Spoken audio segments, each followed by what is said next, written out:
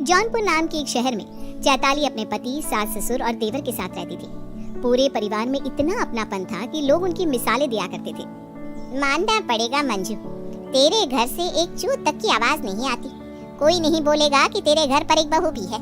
एक मेरा घर है, दिन रात कलेश, परेशान हो जाती हूँ मैं।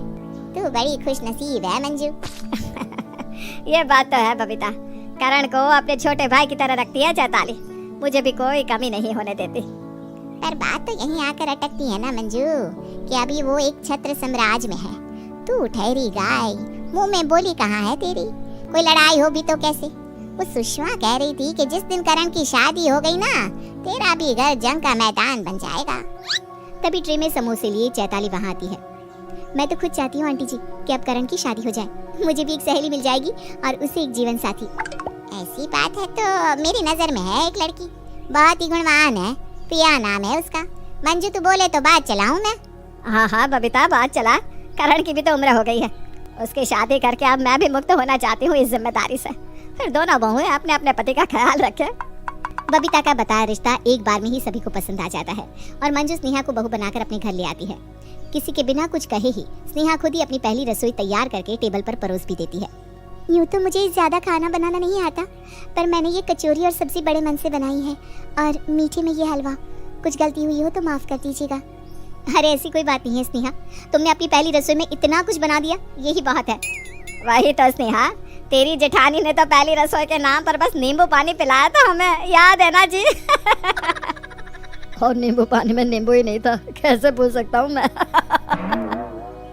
सभी की बात सुनकर चैताली का चेहरा मुरझा जाता है। आज तक मैंने ही सब किया है, इससे आए 1 घंटा नहीं हुआ कि सब स्नेहा स्नेहा करने लगे। सिर्फ बातें ही बनाएंगे कि खाना भी खाएंगे बाप सब। सभी स्नेहा की बनाई पहली रसोई को चखते हैं और वाह वाह करते नहीं थकते। तुम्हारे हाथों में तो जादू है स्नेहा, मजा आ गया, गले तक खा लिया मैंने, फिर भी जी करता है और खा लूं। इसे कहते हैं खाना। सही कहा बेटा, जीती रहे बहू, ये ले 21 सेकंड और ऐसा ही खाना हमें खिलाती रहे। अच्छा माँ, अब हम ऑफिस के लिए निकलते हैं, कल एक बहुत जरूरी मीटिंग है, उसकी तैयारी भी करनी है। करण और सुमित ऑफिस चले जाते हैं। स्नेहा अपनी सास के कमरे में जाती है, जहाँ वो अपनी सास को घुटनों पर तेल लगाते हुए देखती है।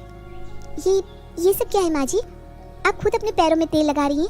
दीजिए, मुझे दीजिए, मैं लगाती हूँ। और ये कौन सा तेल है? ये कुछ बड़ी बहू ने ला कर दिया था बेटा। ये तो कोई नकली तेल है माँ जी, मैं आपको ना कल एक अच्छा सा तेल ला कर दूंगी। घुटनों के दर्द की वो बेजोड़ दवा है। अरे वाह बहू वाह, तेरे हाथों में तो जादू है। इस घर में सभी तेल की बदबू तक बर्दाश्त नहीं करते। आज तक कभी किसी ने इस बूढ़ी के पैरों पर तेल नहीं लगाया, और तू है कि आते ही। ये कहते हुए मंजू की आंखों में आंसू आ जाते हैं और वो स्नेहा के सर पर हाथ रखकर उसे आशीर्वाद देती है। जीती रहे बहू, जीती रहे। ये सब दरवाजे के बाहर खड़ी चैताली देख लेती है।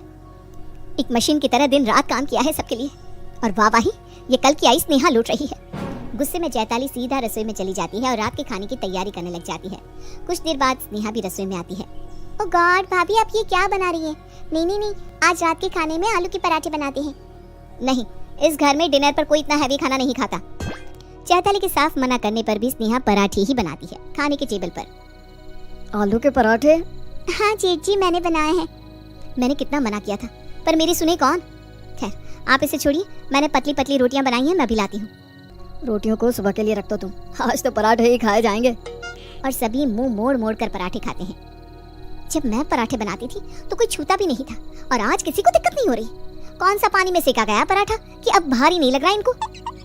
अब स्वाद की बात है, तुम ना बूढ़ी हो गई हो चैताली, स्नेहा से सीखो कैसे बनते हैं पराठे। हाँ भाभी, आपके हाथ का खाना खा खा कर हम बोर हो गए। मैं तो कहता हूँ अब आप किचन से छुट्टी ले लो। अब भाभी खट्टी लगने लगी है ना, दिन रात भाभी ये बना दो वो बना दो करता रहता था। कल तेरी मीटिंग है ना, ये ले, मैं तेरे लिए शर्ट लेकर आई हूँ, लाल चटक रंग की। लाल? ओह भाभी, रेड कुछ ज्यादा ही डार्क नहीं है? मैं भी करण जी के लिए शर्ट लेकर आई हूँ, पिंक कलर की। अब तो ये बता करण कौन सी शर्ट पहनेगा?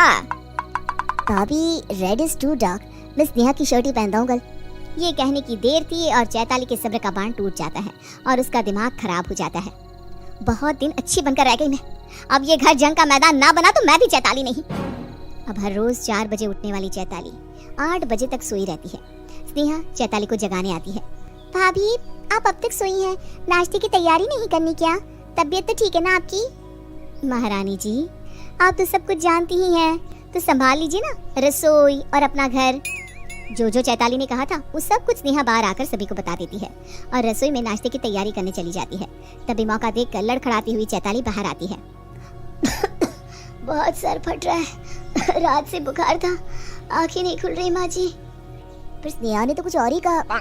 वो छोड़िए भाभी, आप आराम कीजिए, बहुत कमजोर लग रही हैं आप। आपका नाश्ता मैं कमरे में ही भिजवा देता हूँ। नाश्ता करके अमित और करण तैयार होने कमरे में चले जाते हैं। चैताली पहले ही स्नेहा की लाई हुई शर्ट में छेद कर देती है। ये कैसी शर्ट लाई हो स्नेहा? आज तक भाभी ने कभी ऐसी बोल नहीं की थी। अब क्या करूं, भाभी की लाई हुई शर्ट ही पहन लेता हूं। करण रेड शर्ट पहनकर ऑफिस चला जाता है और ये देखकर स्नेहा बहुत गुस्सा हो जाती है। ये अच्छा मजाक बनाया करण ने मेरा।